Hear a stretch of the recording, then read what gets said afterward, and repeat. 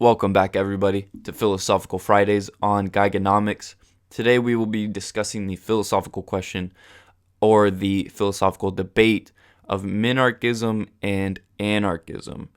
And Minarchism is the idea that government is restricted to only providing courts and national/domestic defense.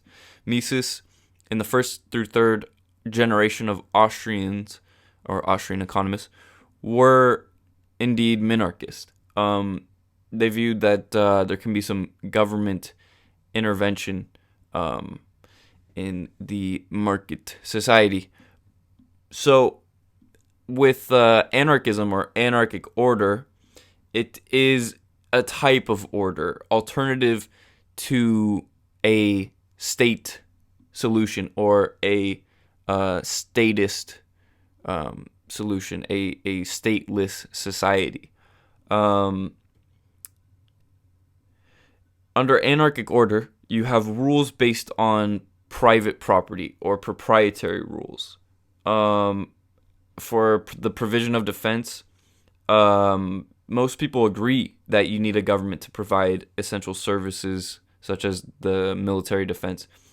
And, it wasn't until Murray Rothbard really went into applying the concept of a market solution to such things as defense. And Rothbard argues that there is nothing intrinsic to military defense that requires state provision. The free market can provide a defense actually more efficiently than a state can. I think an analogy to use is earthquake insurance.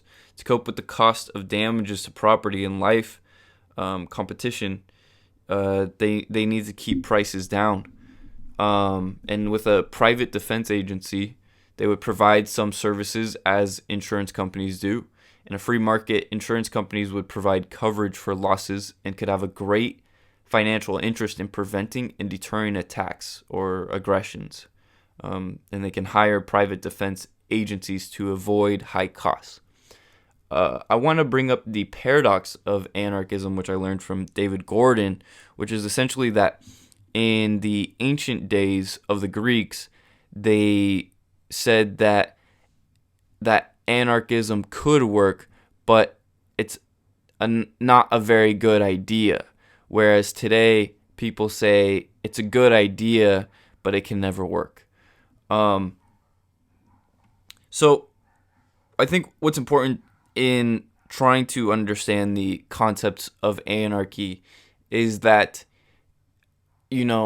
so historically, anarchism was applied to the communists or the anarcho-communists who wanted a proletarian revolution and a classless society. So most people, when they think of the word anarchism, think of Molotov cocktails going through windows and things burning. A lot of fires. It's very hot in anarchy, apparently. But the way we're applying it to is anarchic order or anarchism or anarcho-capitalism, a type of order based off individuals, as Hayek used the term spontaneous order, where individuals come together via the market mechanisms, where they understand that they'll be better off engaging in trade and exchanges amongst other people in a society. And as a result, you have this type of order of people via voluntarily specializing in different services and creating goods to trade with one another. And this, like a balloon, inflates a society's wealth. So you have even the lowest, the most unfortunate people in a society still having their standards of well-being and standards of living being lifted and inflated in this balloon-like manner. And what this can bring about is more prosperity, and with prosperity comes more peace, typically. And so really the what we should be looking for is, if you want more peace and prosperity, you ought to support the free market. Now, going back to minarchism, with minarchism, it's this idea that the government should provide courts and national domestic defense. And then, you go into, as Michael Malice says, who isn't for a limited government? And this concept of minarchism can be applied to even leaders of the largest governments in history. Hitler was a minarchist. Bernie Sanders could be a minarchist. People on the far left can be considered minarchists. Like, oh, we're for a limited government. Well, where do you draw the line is the question.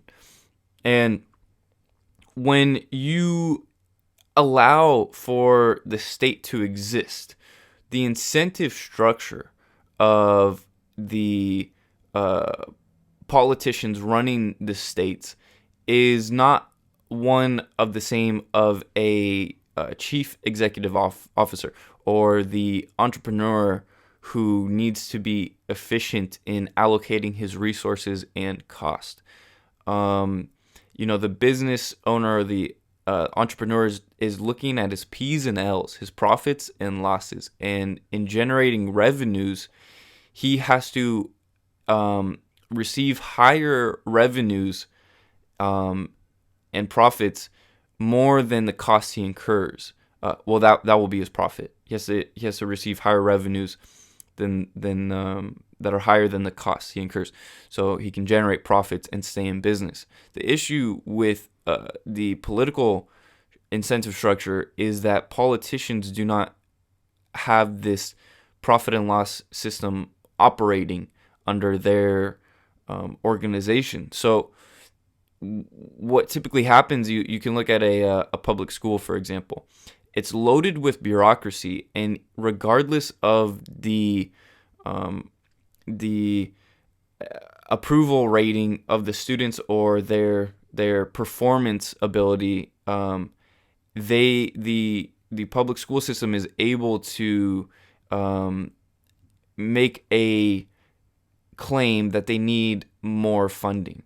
So this funding it's not focused on the students, it's focused on the teaching. And you can load up a public school with bureaucracy because it's not parents or the children per se who are paying for this education. It comes via taxation or government funding, which is a tax on people. And the incentive structure to operate efficiently is absent. This is just the essential problem with bureaucracy, is you can load it up with bureaucrats who are not motivated via efficiency. They're motivated off of that's the issue with socialism is typically motivations are distorted. So that's just an example. And Rothbard, who is a more modern, I would say, Austrian economist, it kind of was the first Austrian economist to apply the market mechanisms, even down to national defense. And he thought that the provision of defense could be actually more efficiently applied to a society than a state-operated defense could, and at can be provided more efficiently and at a cheaper price because of it works like the provision of insurance from insurance companies. Under the insurance mechanism, people are assets, and they have to provide the service of protection and deterring attacks or aggressions onto their assets. And they do this with hiring defense agencies to avoid these high costs. And that kind of is the structure for a natural governance in anarchic society. And again, with minarchism, it's I mean, the United States originated as a minimal government, and then we are now the largest government in world history. So minarchism is unsustainable. It will just grow, um, and grow. And with anarchism, you avoid the issue of having a government, a state altogether that's loaded with bureaucracy and can grow like a parasite. Um, and I think that there's a lot to be discovered for everyone in this philosophy of anarchy, and it's not as hot as people typically think. I mean, if the market is essentially in the anarchic market economy has brought about the greatest provisions. No state has dictated what needed to be invented. It's comes from the individuals. People invented air conditioning, so that would be one contradiction to the Molotov cocktail perspective on anarchy. Thank you.